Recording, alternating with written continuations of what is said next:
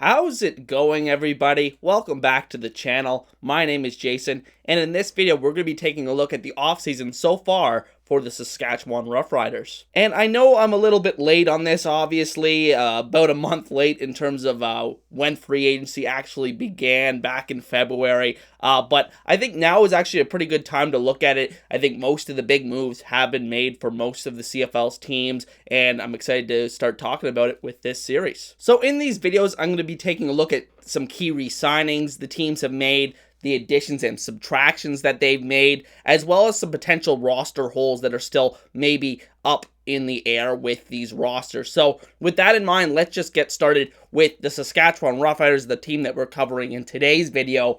And I wanted to go over their key re-signings first. I've limited it to like 4 or 5 players for every team, just because a lot of teams had most teams had a lot of re-signings that they made, players that were on the roster last season.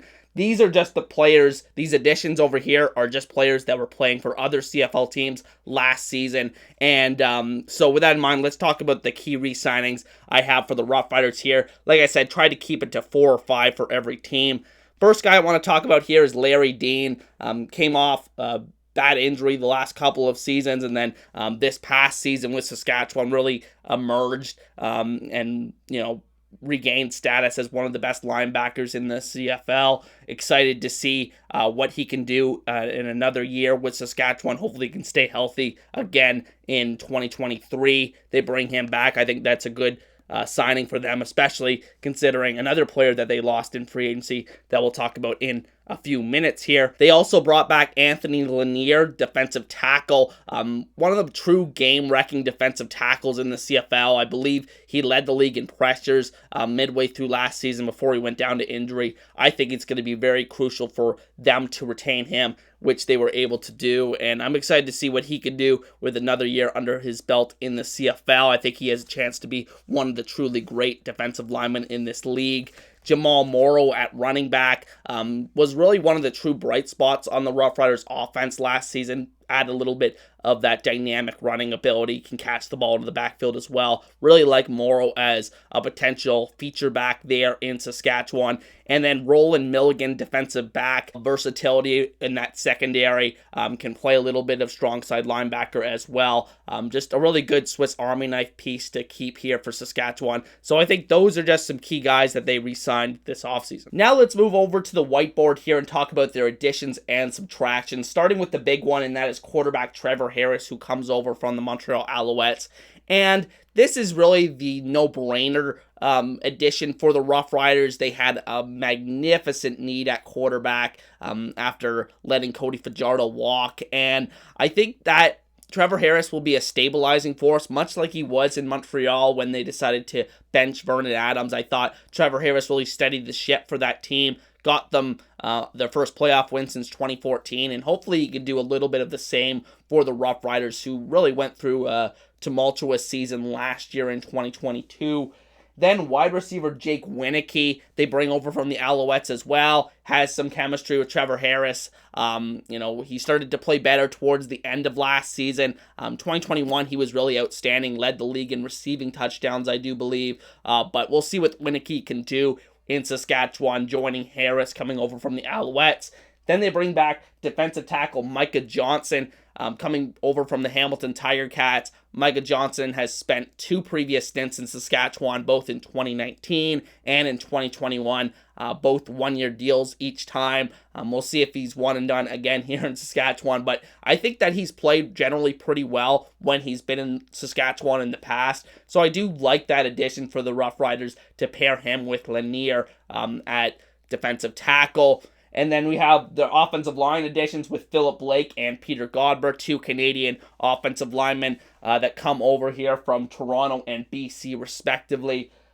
Philip Blake, versatile veteran offensive lineman. He's getting up there in age. I think he's like 36. He did play pretty well last year with Toronto, all things considered. Played some left tackle, believe it or not, for them for a lot of weeks of the season last season. So excited to see what he brings to this Roughriders offensive line that was really the weak point of that team last season in Saskatchewan.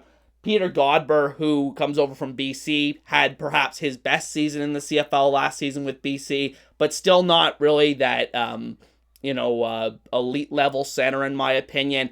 I think that, he was highly drafted. I think he was like 3rd overall coming out of Rice University, but just not really developed into that elite tier offensive lineman, but maybe he does break through with his second team here in Saskatchewan. So I think those are much needed additions on the offensive line. Don't know if these guys are needle movers one way or the other, but I do think those guys are stabilizing pieces for this offensive line. Then you go into the wide receiver additions. They bring in wide receiver Darrell Walker from the Edmonton Elks. Walker's had a couple down years after being one of the best players in the CFL not too long ago, back in like 2018, 2019.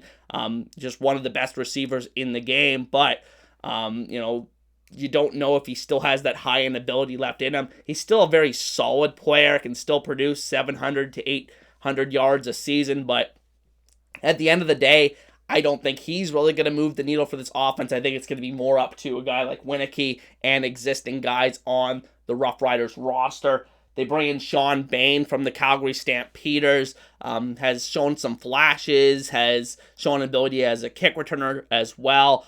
So I don't know what role he's going to be playing for this offense. Do they envision him having a bigger role than he had in Calgary? I'm very interested to see what happens with Bain. Then you have Jawan Brescison, a Canadian receiver that comes over from the Toronto Argonauts.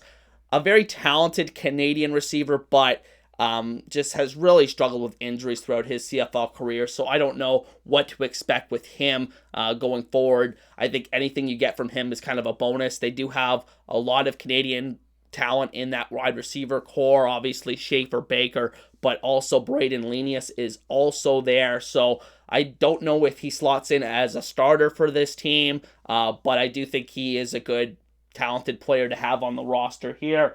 And then you have defensive linemen Stephen Banks and Valentin Kanua. Sorry if I said that wrong. Stephen Banks, who was with the Calgary Stampeders the last couple years, I think he had that one really big game that he had like 3 or 4 sacks. Don't know why I remember that. Just random things that I remember when I watch CFL games. But other than that, he hasn't really shown too much consistency at the CFL level.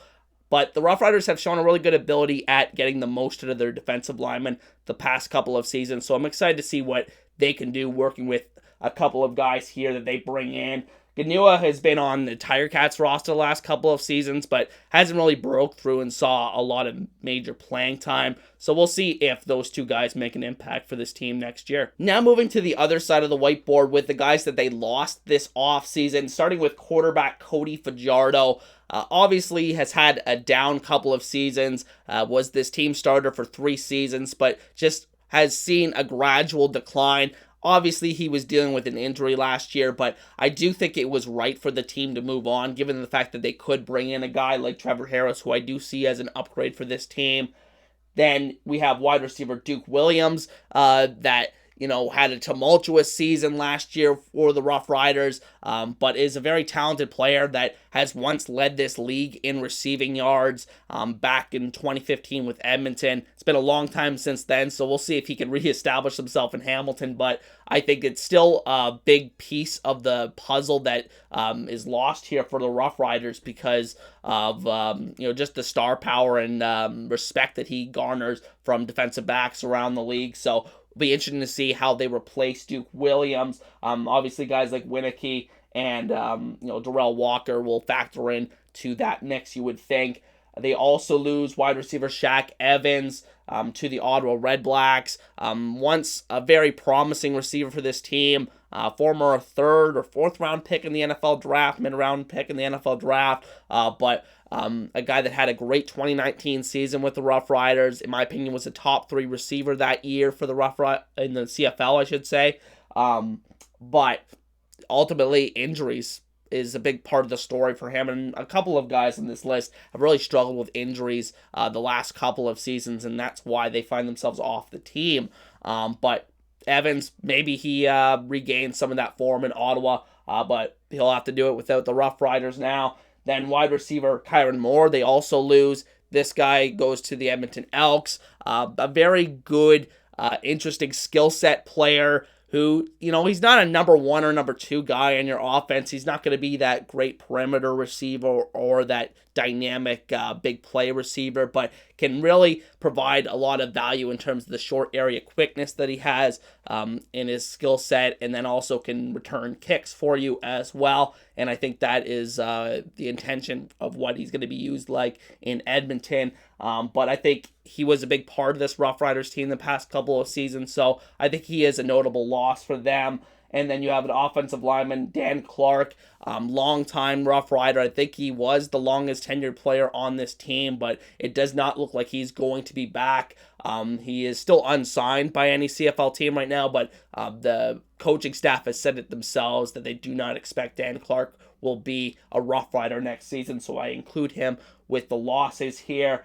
Offensive tackle Teron Vaughn, they lose to the Ottawa Red Blacks, a guy that was criticized for his play this past season with how the offensive line played, but I think when he's healthy, he's another one of those guys that's really battled injuries.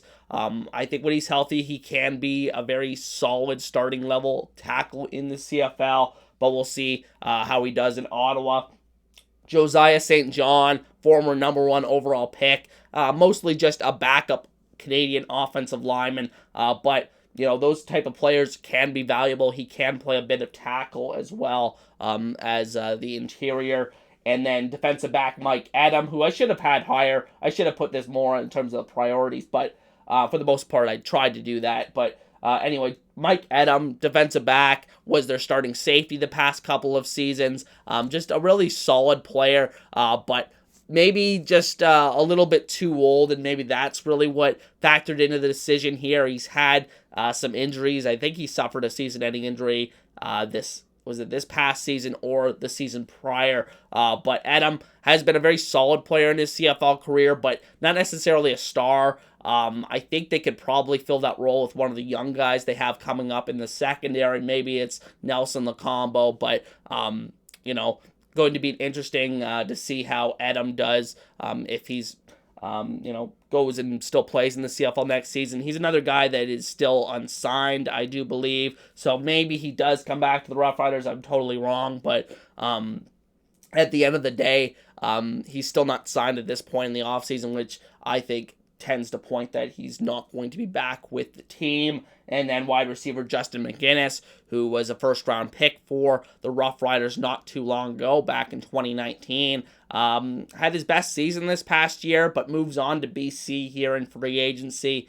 Maybe he's granted a bigger role with that team. Again, crowded Canadian receiver room here in Saskatchewan. Then linebacker Jordan Herdman-Reed. What's interesting is that they keep his brother Justin Herdman-Reed, but Jordan, he does have history playing in BC, which is where he went back to. So, not too surprised to see that. And then linebacker Gary Johnson is one of the last guys here that they lost to other teams in the league.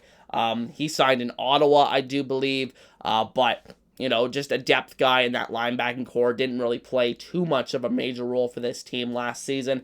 And then the last notable loss, which is, I'm trying to keep this separate than the other guys that played in the league this past season, but all the guys that played are signed in the spring leagues down south. But Darnell Sankey, he's definitely one of their biggest losses. Linebacker, led the league in tackles last season, set a Saskatchewan Roughriders team record for tackles last season, but is more of that big bruising middle linebacker that's more suited to the American game, in my opinion, than the CFL game that's much more wide open space like that. So, I think it's a loss for the Roughriders, but I just think that in general you can find a replacement level player at that position. So, at the end of the day, I think the Roughriders do look better on paper than they did last season. I think what's really interesting to see is how that wide receiver room shakes out. Those are 3 really key guys: Duke Williams, Shaq Evans, and Kyron Moore to lose in that receiving core. You replace it with some veterans here, Jake Winicky, Jarrell Walker, but how does that translate to next season? That's just a lot of production to go out the door. So very interested to see what happens with that. Sorry, trying to kind of losing my voice here. But in terms of other potential roster holes that this team may have this season, I look at that linebacker position, obviously with Sankey going out the door. I do think that they'll be able to find someone to fill that role pretty easily. Maybe it is a rookie free agent off the street. Often see players make a pretty good transition to the CFL in that position. And then the other question I have is the offensive line. Still, even with their additions, I don't know if they have done enough, or, I didn't think there was even enough out there on the market really to completely overhaul this position and, make it drastically look better on paper than it did last season. So maybe, just coaching could really improve that. I think from year-to-year basis, just playing similar guys together maybe helps as well.